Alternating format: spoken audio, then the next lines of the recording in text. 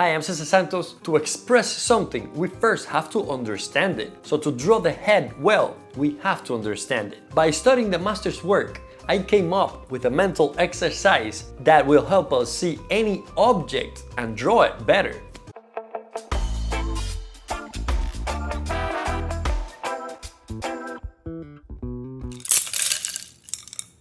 For this exercise, we will think that the blank canvas is just an empty space. It has no depth, no light, it's just pure potential. And our creation will bring it to life. Let's also imagine that what we are looking at, the model, the reference, doesn't exist. It's just an illusion, it's just a concept, an idea that we are going to use as reference to begin this new world in this empty space that we have in front of us. This way, we're not distracted with the vastness of nature, of the things in front of us.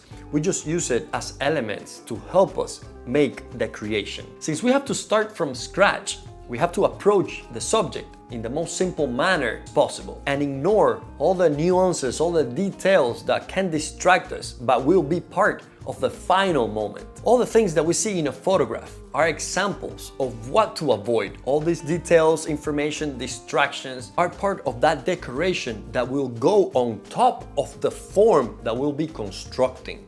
The idea is to construct the material and the spatial quality of the object first, and then we'll add the life to it.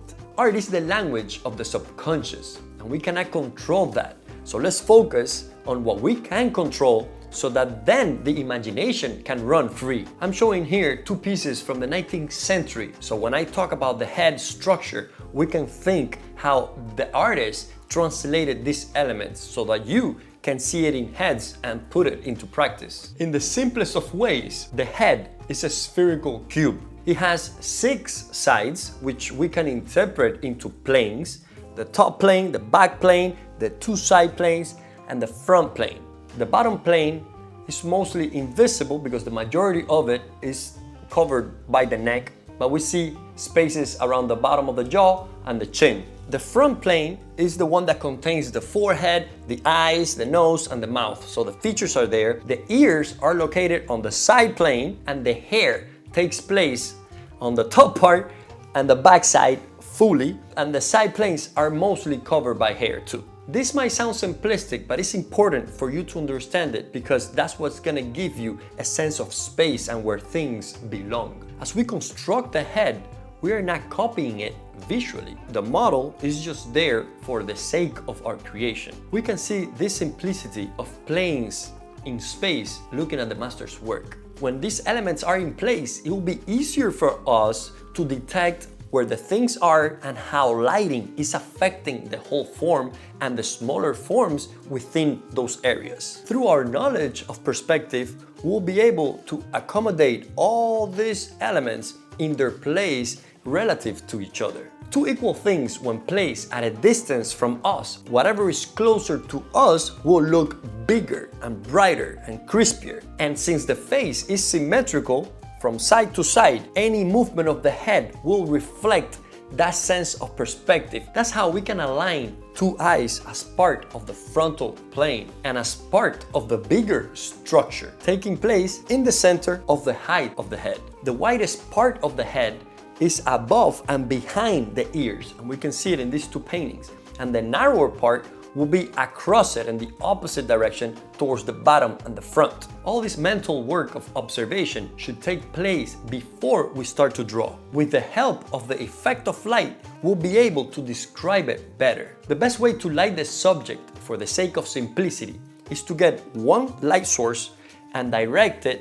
from above somewhere that it hits the front plane, creating a clear sense of form throughout the subject. From top to bottom, when we look at the forehead, we'll see that it will be receiving light and there will be markings of light when it turns direction. Depending on the forehead, the main point of direction will be around the end of the eyebrows, with that drastic turn, and we can see a highlight around there. Below the forehead, we find the eye sockets going inward. Here, the eyes are kind of in the middle of the forehead, and here too, you can see that curving in, creating that penumbra. The inside of the eye sockets most likely will be casting the deepest shadow, as that's the furthest point from the light. Below the eye sockets, we have the cheekbones projecting forward, catching a lot of light, sometimes even more than the forehead, because the forehead catches light on the top part because of the angle. For this same reason, we see a lot of light on the top plane of the nose because it's facing that light source, making the two side planes of the nose darker. Just as in the bigger masses, the front plane will be lighter than the side planes. The mouth sits on a round form, making the top lip, even the upper part of the top lip, catching the most light and becoming darker as it tucks in by the end of the mouth, where all the muscles twist, creating that little dark area there. The nose will come further towards us, and then after that is the upper lip, making the lower lip go in step inside, but the lower lip is still further out than the chin, so you can see that stepping inward. Even from the front or the 3/4 view, we will see that below half of the face, everything will get darker, creating some points of highlights in the front of the chin or in the upper part of the lip. The projecting attitude of the chin will be catching light in the middle top plane, and also the bottom lip will be catching more light because it comes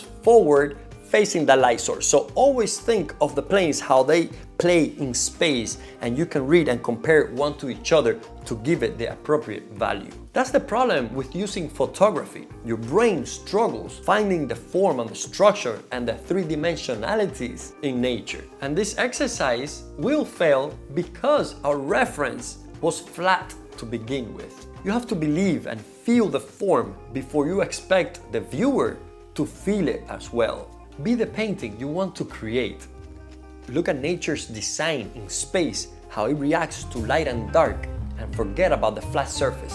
Go deep into the drawing, searching for those areas furthest from you, as well as drawing the things closer to the viewer. Once you see this in your mind, it'll be easier to make it a reality. Let's wrap this video up. Create from yourself, looking at the thing, see it in the space. Of course, you have to bring bias to the case and do it from within. Peace!